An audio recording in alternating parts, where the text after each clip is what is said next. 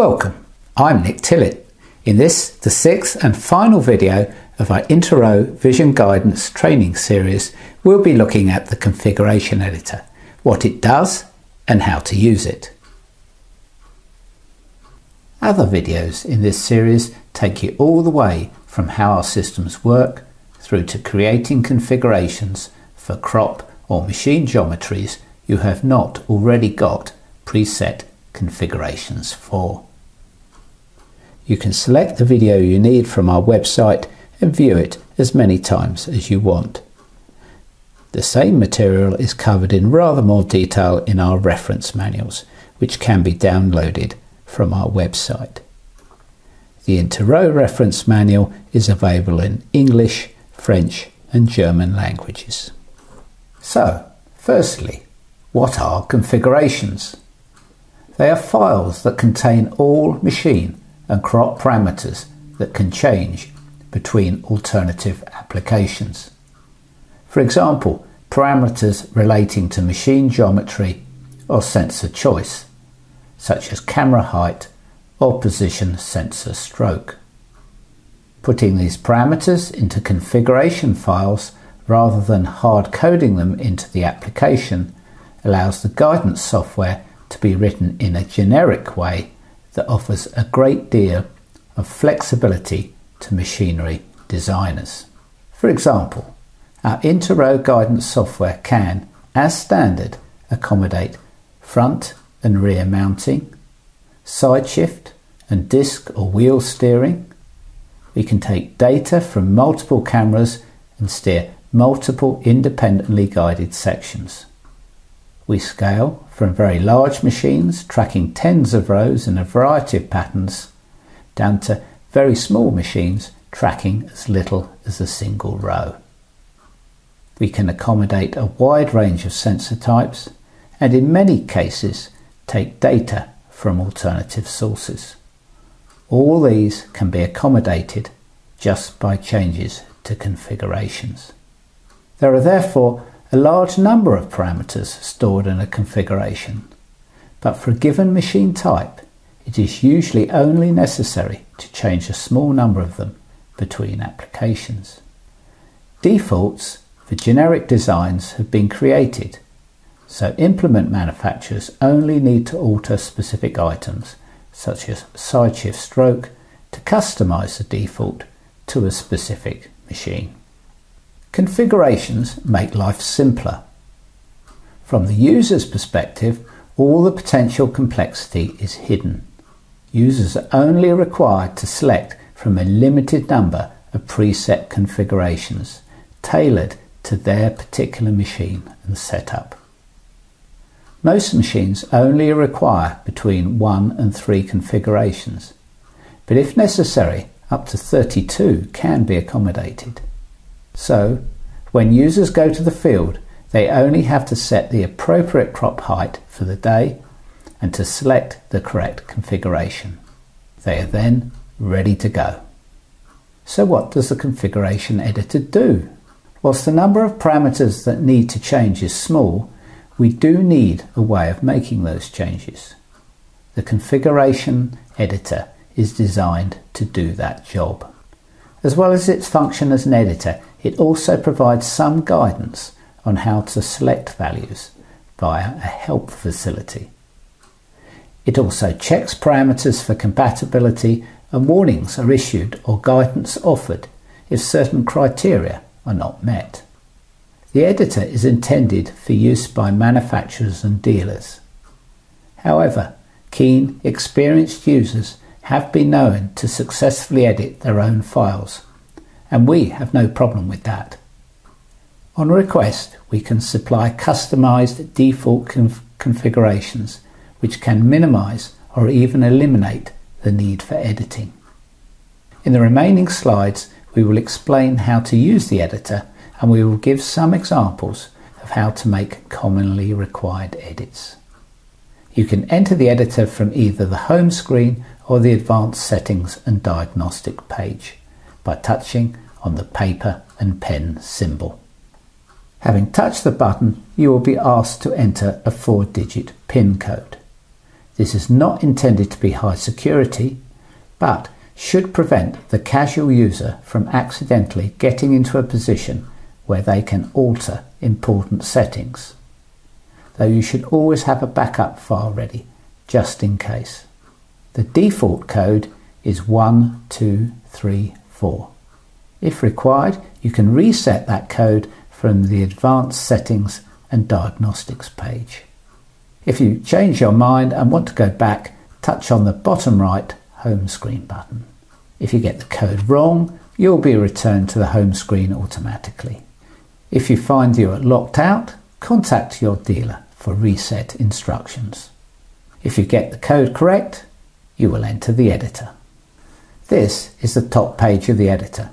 It will include a list of all the configurations loaded.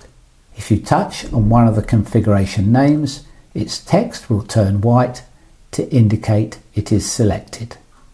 The buttons on the right allow you to manipulate configurations.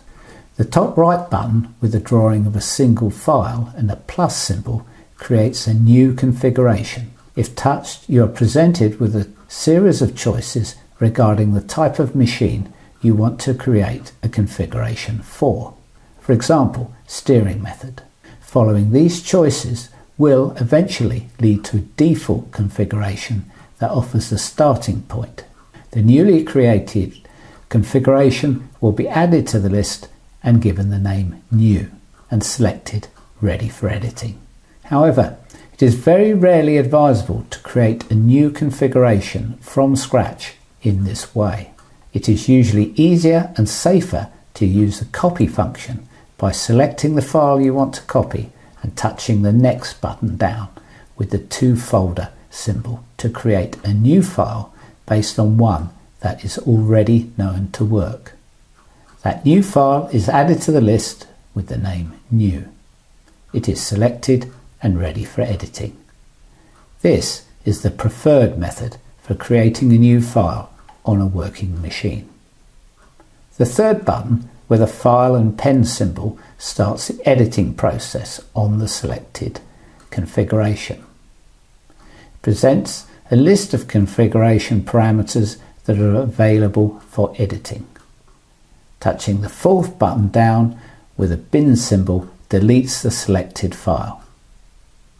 Be warned, this is a permanent deletion. The bottom button, labelled with a loop back arrow, as you would expect, returns you to the Start menu.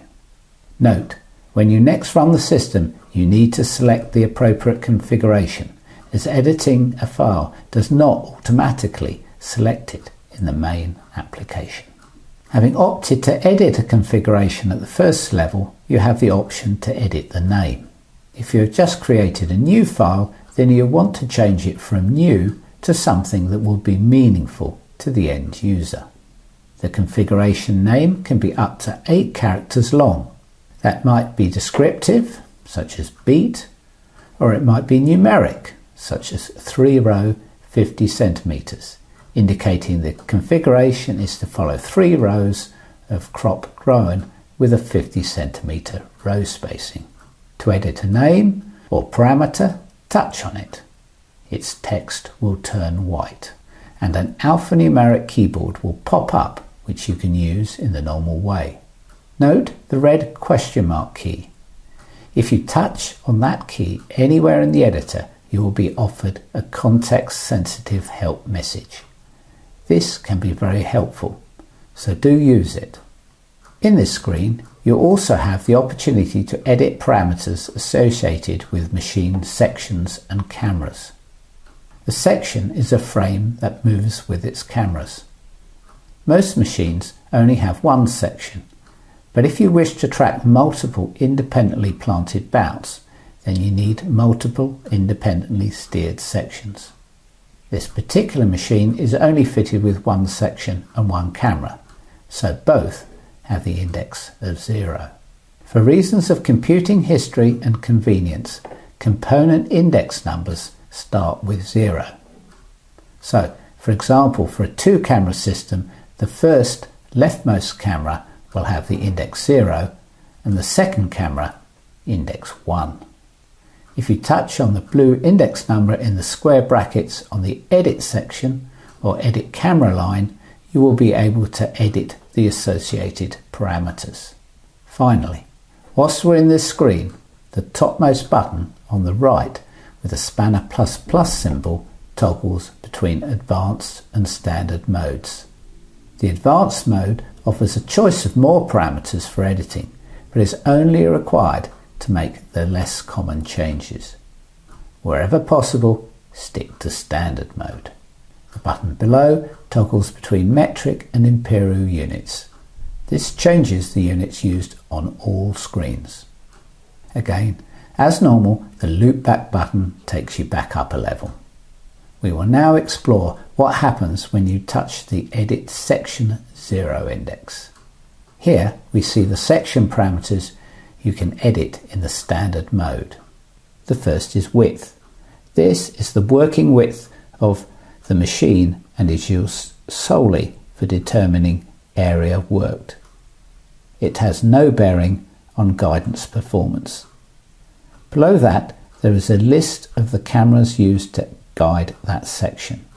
Again, in this example, there is only one fitted, but if there was a second camera, they would be listed here as 0,1.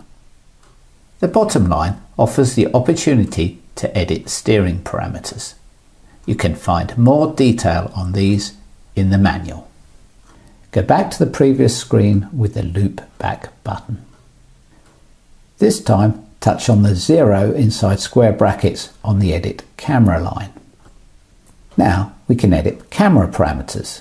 These should look familiar as they are the parameters you see in the setup screen, and this is where, if necessary, we can change them. For more on how to decide what values these parameters should be given, see video number 4 and setting machines up. Top is the height as measured from the center of the camera lens to ground level. Next is the look ahead, the distance between the center of view of the camera back to a point vertically under that camera. This is a measure of camera inclination. Next is the distance from a point vertically under the camera back to where the treatment device is placed. This figure need only be measured approximately for inter-row guidance.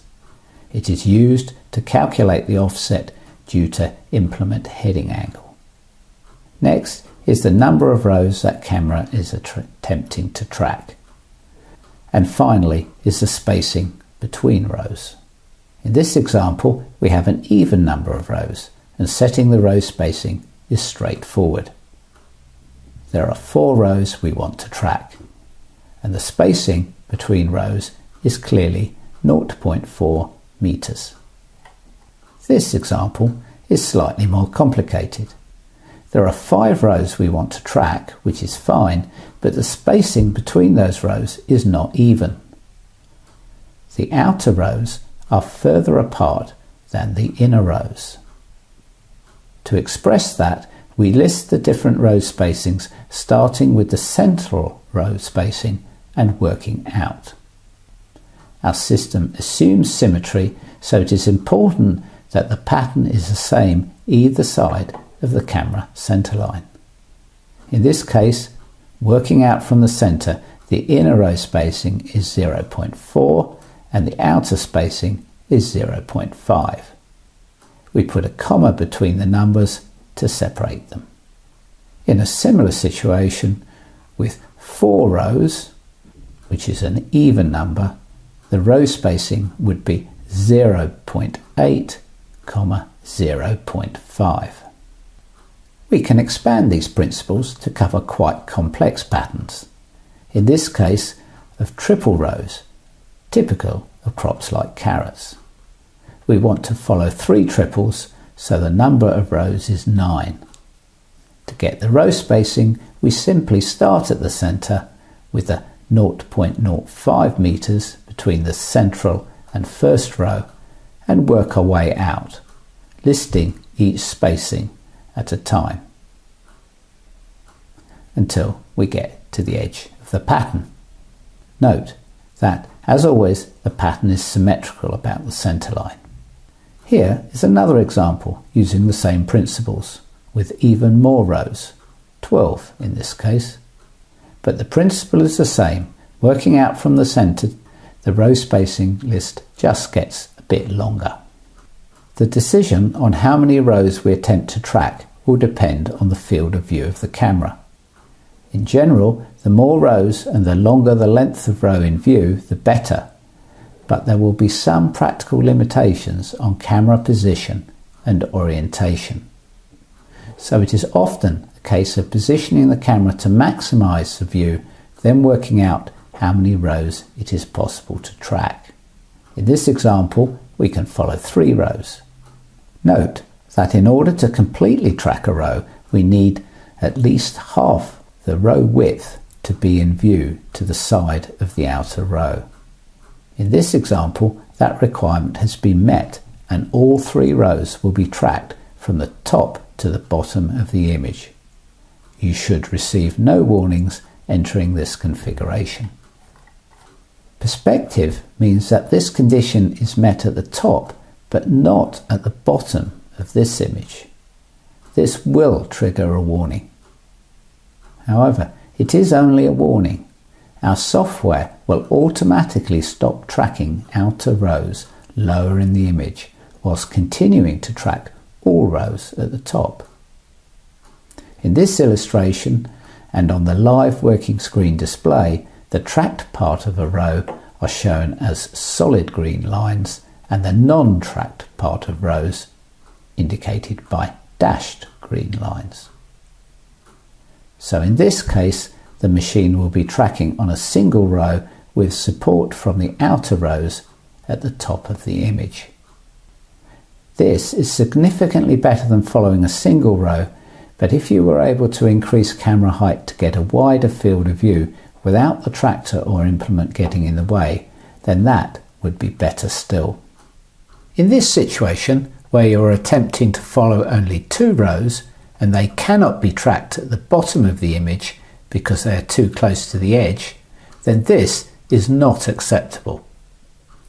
The best solution is to increase camera height or increase the look-ahead distance so you can view a wider area.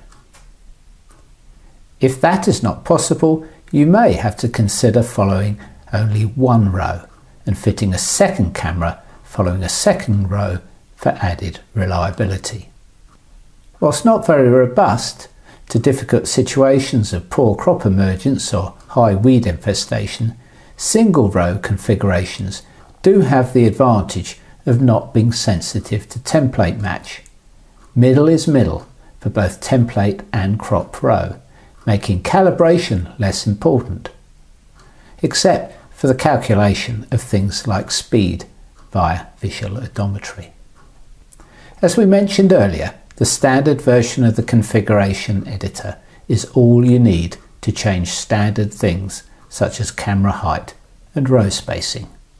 However, there is an advanced mode that allows you to edit more parameters. You reach that by touching on the Spanner ++ button, which toggles between standard and advanced modes. In advanced mode, you will see more headings allowing you to make more changes. These changes include adding a second camera, adjusting odometric scale, changing the source of odometry, selecting optional features, for example, enabling alternative colour options. We will go through these in detail, but there are other changes not covered here that can be made following similar procedures. One of the more common requirements for advanced mode is adding a second camera to a single section machine. On the first page, you simply have to change the number of cameras from 1 to 2. A pop-up prompt box will then ask you if you want to assign the new camera to that section. If you answer yes, the camera will be used for guidance in the usual way alongside the original camera. If you answer no, the camera will still appear on the working screen but will not be used for guidance and will therefore have no superimposed green lines or blue crosses. It is effectively now a CCTV camera that you can mount in any way that gets the best possible view of what you are trying to monitor, normally the relationship between blades and crop rows. If the new camera is used for guidance, you will also get a second prompt asking you if you want to copy configuration data from the old camera to the new one. If they are set up exactly the same, which is normal, you can say yes, and the job is done. However, there are circumstances where there may be an advantage to setting the two cameras differently, to deal with a wider range of crop growth stages, for example, in which case you can say no and enter the new details. If you change your mind, you can always go back and edit the detail at a later date in the usual way. Staying on the first page, let's look at odometer scale.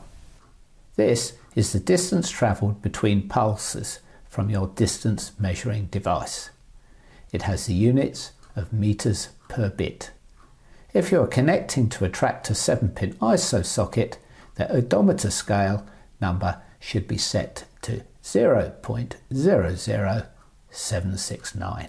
If you are set up to use visual odometry, you do not need to set this number, as it is dealt with internally and will ignore any number given here. If using an odometer wheel to generate the odometric signal, then the scale is calculated by dividing the circumference of the wheel by the number of pulses per revolution. In this example, for a 0.3 meter diameter wheel fitted with 13 studs, the scale would be 0.0723 meters per bit. Having set the odometry scale, we can now specify where the odometric data is coming from. Selecting a section number on the line Edit Section allows us to edit parameters relating to that section. This is simple for a single section machine, as there is only one section, section 0. So you would just touch on the blue 0. On this page, we will specify the source of odometric data. If a section has an odometric input from an external source, ground wheel, 7-pin ISO socket or GPS, you need to specify which microcontroller it is connected to. Our inter-row systems almost always have one microcontroller per section, so microcontroller and section always have the same index number, starting at 0. So, on the odometer on microcontroller line, specify the same index as the section number, in this case 0. If it were section 1, you would enter 1. Note, on the screen the word microcontroller is abbreviated with the Greek letter mu and C. If there is no odometric external speed input to a section, leave that line blank and the editor will automatically insert the text none. Multi-section machines may get odometry data from just one or multiple sections. It is quite common for multi-section machines using odometric wheels to fit one wheel on each section to improve reliability and to allow work to continue if one section is lifted. If a machine has no odometric input at all on any section, the system will default to visual odometry. Therefore, visual odometry is achieved by setting odometer on microcontroller to none on all sections. In that case, any odometric scales entered on the previous page will be ignored. Go back to the Configuration Editor top page. This time, select Optional Features. These include changes to fine offset and speed bar range, but we will concentrate on colour options. To reduce complexity, we recommend not entering any more colour choices than are essential for good performance. It is important to realise that in general there is much more scope for reducing performance by moving away from the standard green than there is for improving it. Having said that, there are some situations for which alternative colour settings are either essential or highly beneficial to performance. The first line allows users to select some crop colour choices other than the standard green via the setup screen. The default colour choices are between green, the standard setting, red for red leaf crops, and R and G for crops with a mixture of green and red leaves. These are very useful to specialty salad growers. If you answer yes to offer colour choice, additional options will be given. As a refinement, that choice can be offered per camera. This is rarely a good idea, and generally you should set all cameras the same with respect to colour choice. If the standard colour options are insufficient, you can opt to have customised colour choice. If you do opt for custom colour, there are two ways that can be implemented. The first is to enter a fixed custom colour that users can select as an additional colour choice. This might be appropriate for an onion or leek grower whose crops at some stages may have a blue hue to them. In that case, a value of about 20 or 30 might be appropriate. If users can see that their crop is visibly blue, they can then try that option. The second custom colour implementation allows users full freedom in selecting custom colour. If you answer yes to this, a graphical tool is enabled, allowing colour to be varied from the working or advanced settings screen. This should really only be enabled for highly experienced users who grow non-green crops, as settings require considerable skill. We hope you found this presentation useful. Remember, this is the sixth and final of a series of presentations covering our inter-row vision guidance systems. Look on our website for links to other presentations and additional training material. If you have any questions, please get in touch.